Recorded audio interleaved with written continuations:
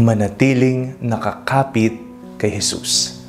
Ako po si Father Fiel Pareha at ito po ang ating segment, ang Daily Devotion, na kung saan tayo po ay magdarasal, magbabasa at magninilay kasama ng salita ng Diyos sa buong taon. Manalangin tayo.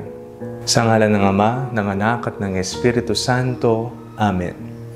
Halina, banal na Espiritu, liwanagan mo ang aming puso at isip nang maunawaan at may sa buhay namin ang iyong salita. Amen. Our Bible passage for today is from the Gospel of St. Luke chapter 5, verses 1 to 11, and I read it for you. Once, while Jesus was standing beside the lake of Gennesaret, and the crowd was pressing in on him to hear the word of God, he saw two boats there at the shore of the lake. The fishermen had gone out of them and were washing their nets. He got into one of the boats, the one belonging to Simon, and asked him to put out a little way from the shore. Then he sat down and taught the crowds from the boat. When he had finished speaking, he said to Simon, "Put out into the deep water and let down your nets for a catch." Simon answered, "Master, we have worked all night long, but have caught nothing. Yet if you say so, I will let down the nets." When they had done this, they caught so many fish that their nets were beginning to break.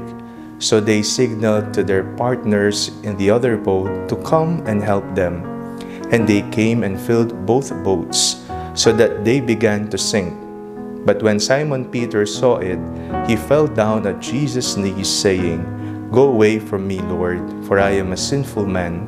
For he and all who were with him were amazed at the catch of fish that they had taken. And so also were James and John, sons of Zebedee, who were partners with Simon. Then Jesus said to Simon, "Do not be afraid. From now on you will be catching people." When they had brought their boats to shore, they left everything and followed him. Ang pagkapit ay isang tanda ng pagtitiwala. Ang pagkapit ay nagbibigay sa atin ng kapayapaan at kasiguraduhan na anumang panganib ang parating, tayo ay mananatiling ligtas. Kumakapit po ang bata sa kanyang magulang sapagkat alam niyang ipagtatanggol siya. Alam niyang okay siya. Kumakapit ang isang may sakit sa doktor sapagkat nananalig siyang magiging matagumpay ang operasyon at hihilom siya sa kanyang sakit.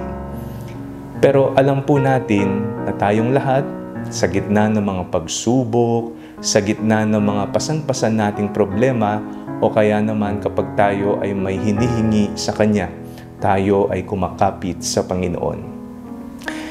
Hindi lingid sa ating kaisipan na may mga tao ring kumakapit sa patalim.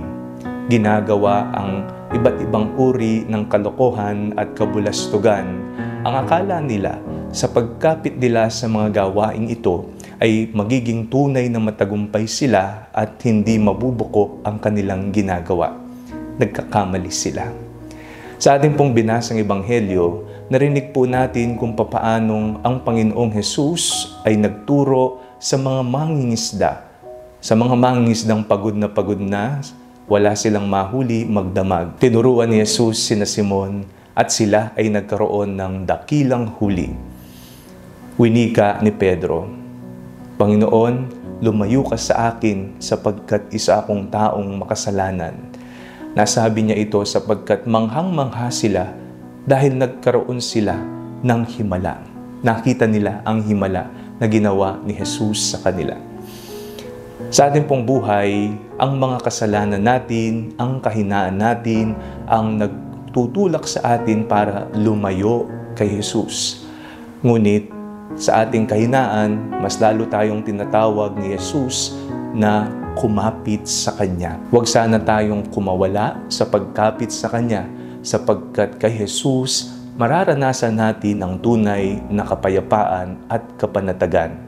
Tayong lahat ay inaanyayahan Niya na tumalikod sa kung anuman ang kumakapit sa atin, umaalipin sa atin na hindi maganda. Manalangin tayo. Panginoong Yesus, turuan niyo po kaming kumawala sa mga bagay na umaalipin sa amin. Amen. Sa ngalan ng Ama, ng Anak at ng Espiritu Santo. Amen.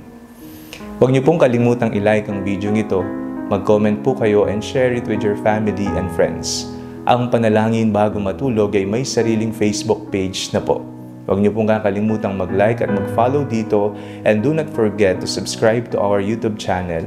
I-click niyo lamang po ang link na nasa description ng video ito o kaya naman po search Father Fiel Pareha.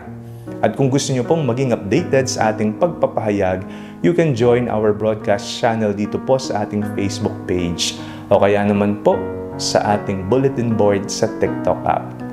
God bless you po.